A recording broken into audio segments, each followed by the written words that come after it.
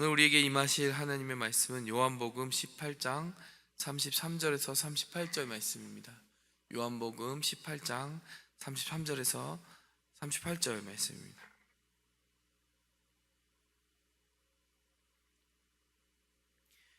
빌라도가 대답하되 내가 유대인이냐? 다시 들어가겠습니다. 이에 빌라도가 다시 관정에 들어가 예수를 불러 가로되 내가 유대인의 왕이냐? 예수께서 대답하시되 이는 내가 스스로 하는 말이뇨 다른 사람들이 나를 대하여 내게 한 말이뇨? 빌라도가 대답하되 내가 유대인이냐? 네 나라 사람과 대제사장들이 너를 내게 넘겼으니 내가 무엇을 하였느냐? 예수께서 대답하시되 내 나라는 이 세상에 속한 것이 아니라 만일 내 나라가 이 세상에 속한 것이었다면 네 종들이 싸워 나로 유대인들에게 넘기우지 않게 하였으리라. 이제 내 나라는 여기에 속한 것이 아니니라.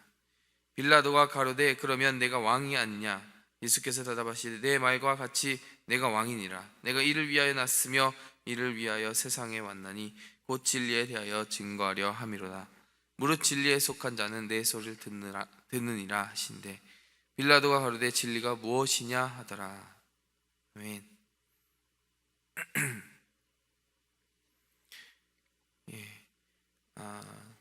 오늘 이 본문 말씀을 보면서 여러분 우리가 익숙하게 잘 살피는 여러 이름들이 나오고 있습니다. 지금 두 이름이 나오고 있습니다.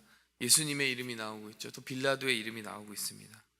여러분 오늘 본문 말씀 그리고 그 이후 쭉 19장 전체를 읽어가면서 저는 무슨 생각을 했냐면 이 부분을 가지고 연극이나 영화를 만든다면 과연 누가 주인공일까 했을 때 여러분 우리가 쉽게 대답할 수 있는 것처럼 예수님이 주인공일 것이다 라는 답도 있겠지만 저는 빌라도가 참 이 부분에 있어서 굉장히 중요한 역할들을 감당하고 있다라고 하는 생각이 들었습니다. 빌라도가 신문하는 장면입니다. 빌라도가 네가 왕이냐 이렇게 묻습니다. 그리고 아주 중요한 이야기들을 증언들을 하게 됩니다. 38절 오늘 읽은 마지막 부분에도 이 말을 하고 나서 다시 유대인들에게 나가서 이르되 나는 그에게서 아무 죄도 찾지 못하였노라. 예수님이 죄가 없다라는 것을 자기 입으로 증거한 첫 번째 증거가 아주 유력한 로마의 권력자의 입에서 나오게 된 것이 바로 오늘 기록이 되어 있는 것입니다. 뿐만이 아닙니다. 뒷부분에 나오는 그 모든 부분에서 빌라도의 역할이 굉장히 중요하게 등장을 하고 있는 것으로 보입니다. 여러분 우리가 기독교 역사와 전통을 보면서 이 빌라도에 대해서 어떤 평가를 내리고 있느냐라고 생각해 봤을 때 여러분 어떤 평가를 내리고 있습니까? 사도신경에 계속해서 오르락내리락하는 그 빌라도의 이름에 대해 우리가 어떻게 기억하고 있습니까? 빌라도에게 고난을 받으사 십자가에 못 박혀 죽으시고. 여러분 바로 이 중요한 부분을 떼어서 우리는 기독교 전통에 계속해서 반복해서 빌라도에 대해서 바로 빌라도가 예수님에게 고난을 준 사람이다 이렇게 기억을 하고 있는 것입니다. 근데 저는 오늘 설교의 제목을 정한다면 이 한 가지 제목을 정하고 싶어요. 바로 빌라도를 위한 변명입니다. 빌라도가 과연 그 무엇을 그렇게 잘못했던가? 제가 왜 이렇게 이야기를 하냐면요, 오늘 본문 말씀을 보시면 빌라도만큼 차분하게 예수님을 이성적으로 판단하기 위해 애쓰는 존재가 없다라는 것을 우리가 보고 있다라는 것입니다. 내가 유대인이냐? 내 나라 사람과 대제사장들이 너를 내게 넘겼으니 내가 무엇을 하였느냐? 여러분 빌라도가 무엇을 이야기하고 있는 것입니까? 결국 예수님이 무엇을 하였는가에 관심을 두고 이 심리를 진행하겠다. 예수님이 죄인인지 아닌지에 대해서 분간하겠다라고 이야기를 한 것입니다. 그리고 나서 이어서 예수님의 대답을 듣고 나서 빌라도는 양심적으로 법의 근거에서 예수님에게 죄가 없다라는 그 판단을 내리게 되는 것입니다. 여러분 그런데요, 빌라도가 거기서만 그치지 않고 계속해서 진리의 편에 서서 예수님을 보호하려고 하는 여러 가지 노력을 하게 됩니다. 39절 말씀에 보니까요, 아무 죄가 없다라고 하는 직후에 바라바와 예수님, 여러분 우리가 잘 알고 있는 그 흉악한 강도와 예수님을 같이 세우고 나서 과연 누구를 놓아줘야 되겠느냐? 명절에는 한 죄수를 놓아주는 전례가 있으니 너희가 한번 골라보라라고 이야기를 합니다. 여러분 여기서 나타나는 빌라도의 의도는 무엇입니까?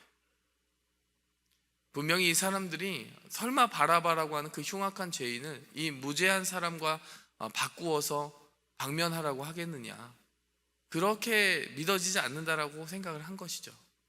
그러니까 빌라도가 지금 하고 있는 일은 무엇입니까? 분명히 예수님이 무죄하기 때문에 예수님을 풀어주겠다라는 노력을 하고 있는 것입니다. 그것이 39절 말씀입니다. 제가 전체를 길어서 읽지 못하지만 차례차례 빌라도가 예수님을 위하여 무슨 일을 하였는지에 대해서 인용해 보도록 하겠습니다. 여러분 19장으로 넘어가 봅시다. 19장으로 넘어가면요, 빌라도가 예수님을 데려다가 채찍질하는 장면이 나옵니다. 가시 면류관이 쓰여지게 됩니다. 여러분 고생하게 됩니다. 모욕을 당하게 됩니다. 여러분 5절 말씀을 보니까요, 빌라도가 예수님을 데리고 와서 이렇게 이야기합니다. 보아라, 이 사람이다. 여러분 이 장면을 본다면 빌라도가 예수님에게 이렇게 정말 모욕감을 주고 심한 상처를 입히는, 채찍질을 하는 그런 일들을 행하였구나, 이렇게 단편적으로 생각하기가 쉽습니다. 여러분 그런데요, 우리는 빌라도의 의도에 주목을 해봐야 됩니다. 빌라도의 의도는 그 다음에 나오게 되는 것이죠. 사람들이 그 예수님을 보고 십자가에 못 박게 하소서 계속 외치는데 빌라도의 답은 한결같습니다. 너희가 친히 데려다가 십자가에 못 박으라. 나는 그에게서 죄를 찾지 못하노라. 여러분 법에 의해서 세워지고 법에 의해서 운영된다라고 하는 로마 제국에서 그에게서 죄를 찾지 못하노라라고 하는 이 실권자의 입에서 나오는 말은 사실 십자가에 니네가 데려서 못 박으라라는 그 말과는 상당한 모순을 보이고 있고 충돌을 일으키는 말을 지금 하고 있는 것입니다. 여러분 빌라도가 정말 하고 싶은 말이 무엇이겠습니까? 예수님에게 여전히 죄를 찾지 못하겠다라는 것입니다. 근데 예수님을 왜 채찍질하라고 했을까요? 여러분 사람들은 본능적으로 심하게 상처를 입고 피를 흘리는 누군가를 보면 그래도 인간적인 동정심을 느끼지 않겠느냐.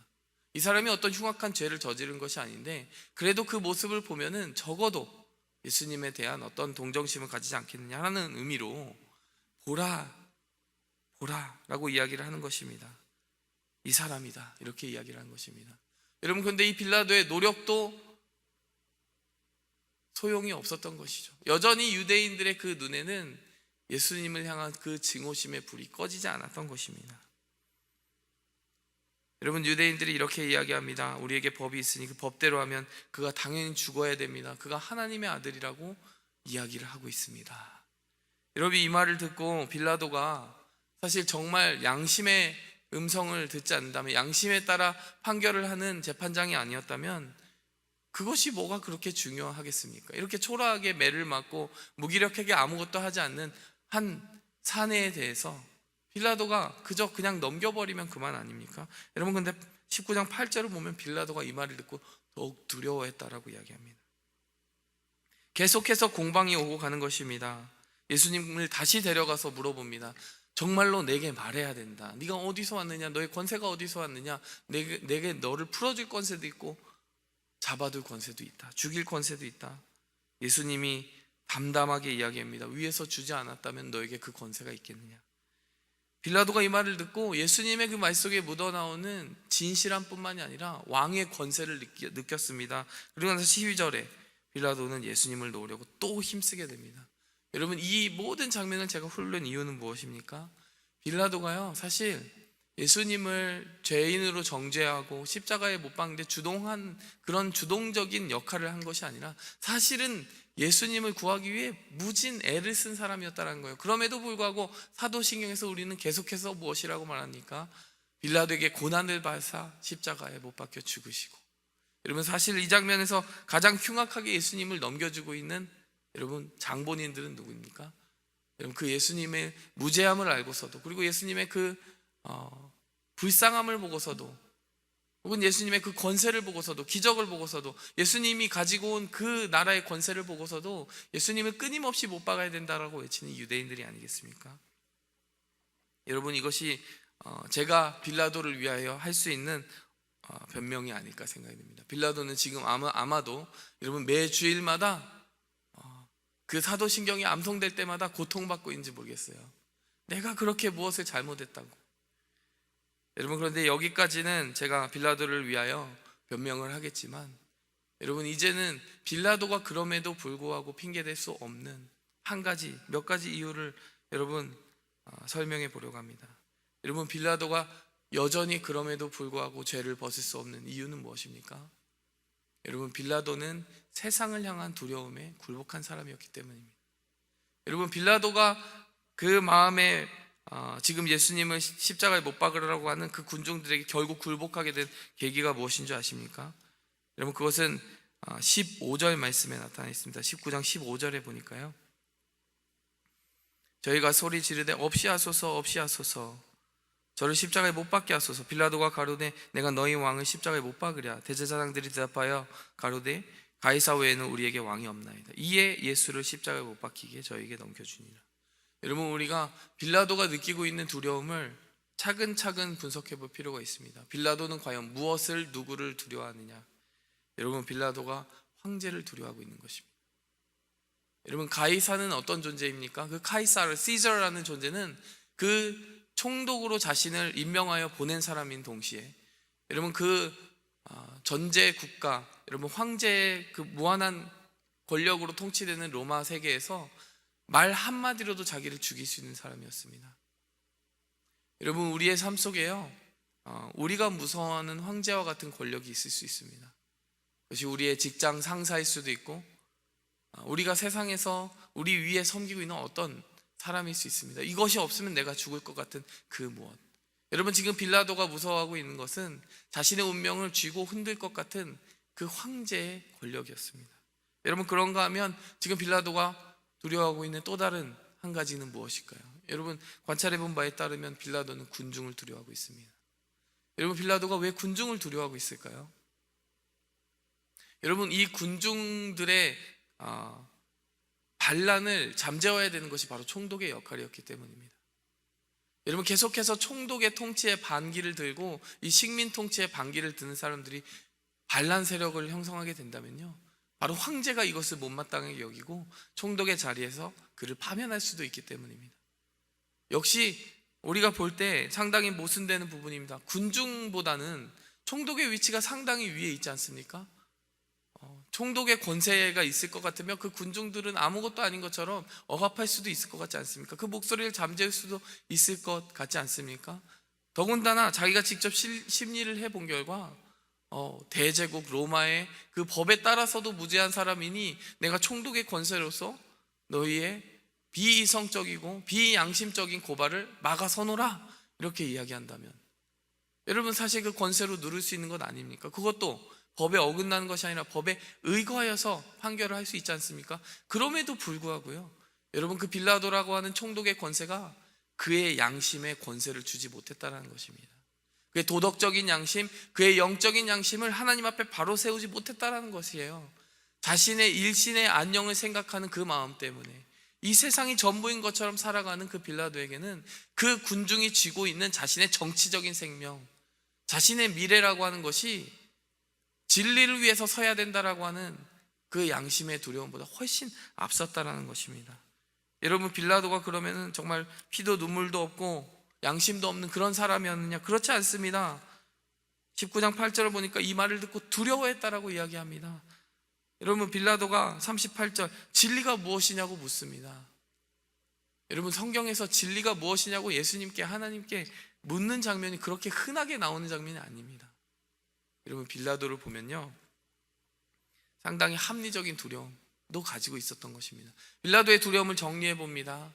여러분, 황제를 두려워합니다. 내 머리 위에 있는 어떤 권세를 두려워합니다. 내 운명을 쥐고 있는 것 같은 그 어떤 권세를 두려워합니다. 군중을 두려워합니다. 사람들의 평판을 두려워합니다. 우리도 역시 그렇게 살아갈 때가 있습니다. 나의 삶에 다른 사람들의 목소리와 평판과 바라보는 시선이 정말 크나큰 비중을 차지하는 때가 있습니다. 여러분, 그런가 하면 우리에게도 빌라도와 같이 합리적인 양심과 법에 따라서 진리를 두려워하는 마음이 있습니다.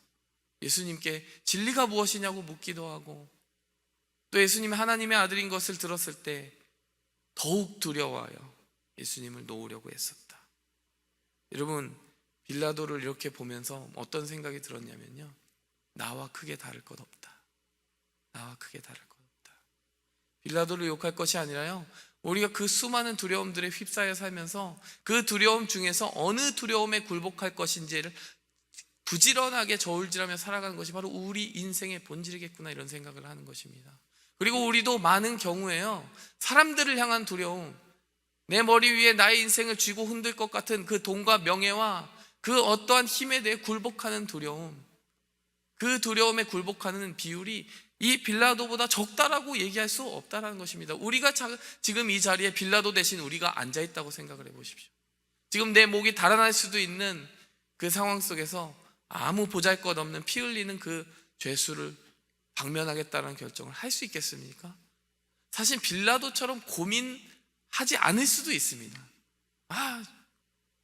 아무것도 아니고 어차피 그냥 내가 소리 없이 죽여봤자 반란을 잠재우기 위해서였다고 설명하면 그만이고, 자신에게 손해될 것이 없는데 이처럼 변호하려고 살리려고 애쓰는 것, 차라리 빌라도의 모습이 상당히 양심적이라는 것입니다. 그런데도 불구하고 성경에서 빌라도를 위하여 변명할 수 없는 이유는 무엇입니까? 여러분, 그 어떠한 순간이 와도 진리를 위한 두려움에 굴복하는 것이 하나님의 백성이기 때문입니다. 여러분, 오늘 본문 말씀에 저희가 함께 읽은 그 말씀에 예수님은 이렇게 이야기합니다. 내 나라는 이 세상에 속한 것이 아니라 만일 내 나라가 이 세상에 속한 것이었다면 내 종들이 싸워서 나를 유대인들에게 넘기우지 않게 하였으리라. 이제 내 나라는 여기에 속한 것이 아니다. 여러분, 우리에게 이 마음이 있어야 됩니다. 우리가 어떻게 하면 나의 운명을 쥐고 흔드는 것 같은 그 허망한 신기루를 향한 두려움에 굴복하지 않을 수 있느냐, 사람들의 시선과 그 군중들의 의미 없는 말 속에 굴복하지 않을 수 있냐, 그 두려움에 굴복하지 않을 수 있냐, 오직 진리가 무엇이냐라고 하는 내 양심 속에 그 부름에 어떻게 하면 그 두려움에 굴복하면서 하나님이 이 두려움에 따라 살아가겠습니다, 하나님을 두려워하며 하나님을 경외하며 살아가겠습니다, 선택할 수 있겠습니까? 여러분, 바로 예수님이 빌라도에게 주신 그 말씀에 비밀이 있는 것입니다. 여러분, 우리의 나라는 여기에 속한 것이 아니라는 거예요. 결국에 우리가 이 나라에서 지금 이 눈에 보이는 이 세상 속에서 생존하는 것이 전부라고 살아간다면 우리는 빌라도와 같이 결정할 수밖에 없다는 것입니다. 빌라도를 욕할 수도 없다는 것입니다. 우리를 그 자리에 세워놔도 똑같이 결정할 것이라는 것입니다. 오늘 이 자리에서 우리가 똑같이 빌라도와 다를 바 없는 선택을 하며 살아갈 수밖에 없을 것이라는 것입니다. 여러분, 저는 빌라도를 위해 변명했습니다. 그러나 여러분, 빌라도를 마지막에 가서는 변명할 수 없을 것 같습니다. 변호할 수 없을 것 같습니다. 여러분, 우리의 마음속에 빌라도가 살고 있다면 여러분, 그 빌라도를 위한 수많은 변명들이 있을 것입니다. 나는 어쩔 수 없었습니다. 하나님 이것이 두렵지 않습니까? 이 두려움도 생각해 주십시오. 여러분, 그런데 마지막에 남는 것은요, 우리가 어느 나라에 속하여 살아가고 있느냐라고 하는 그 질문에 대한 답입니다. 여러분, 우리가 그 답을 제대로 할 수 있어야 하나님의 백성인 줄 믿습니다. 그리고 그 답을 제대로 할 수 있어야 우리가 십자가를 부끄럽게 여기지 아니하고 하나님의 백성으로 이 세상을 이기고 극복하며 살아갈 수 있는 줄 믿습니다.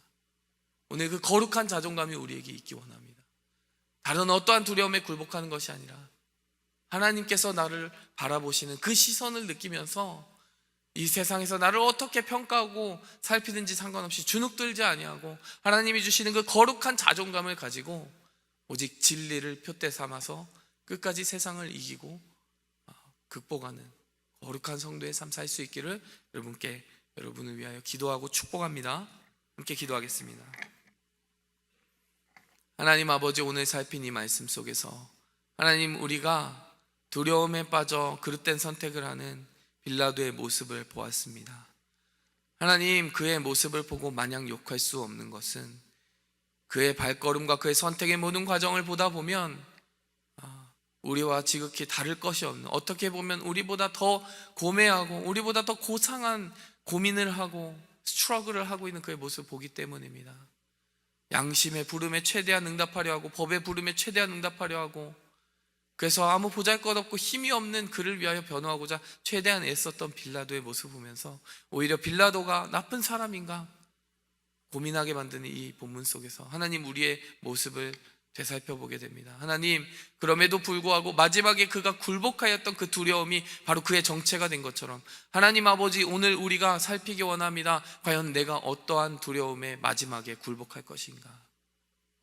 하나님, 우리가 이 질문을 하면서 사순절을 준비하게 도와주시옵소서. 과연 나는 십자가 앞에서 세상에 속한 사람인가, 하나님의 나라에 속한 사람인가? 하나님, 우리가 하나님의 나라에 속한 것을 알게 하여 주시고, 그렇기에 이 세상에서 우리의 운명에 관하여 우리에게 주는 여러 가지 두려움이 마침내 지나갈 것임을 우리가 알게 하여 주시옵소서. 세상이 우리에게 평가하고 우리를 향하여 판결하고자 하는 그 두려움들을 그래서 넉넉히 이기게 하여 주시고 극복하게 하여 주시고, 우리가 십자가를 당당히 지고 살아갈 수 있는 하나님의 거룩한 자존감으로 바로 서게 도와주시옵소서. 예수님의 이름으로 기도하였습니다. 하늘에 계신 우리 아버지여, 이름이 거룩히 여김을 받으시오며 나라 임하옵시며 뜻이 하늘에서 이룬 것 같이 땅에서도 이루어지이다. 오늘날 우리에게 일용할 양식을 주옵시고, 우리가 우리에게 죄 지은 자를 사하여 준 것 같이 우리 죄를 사하여 주옵시고, 우리를 시험에 들게 하지 마옵시고 다만 악에서 구하옵소서. 이게 나라와 권세와 영광이 아버지께 영원히 쌓옵나이다. 오직 주의 사랑에 매여 내 영 기뻐 노래합니다. 이 소망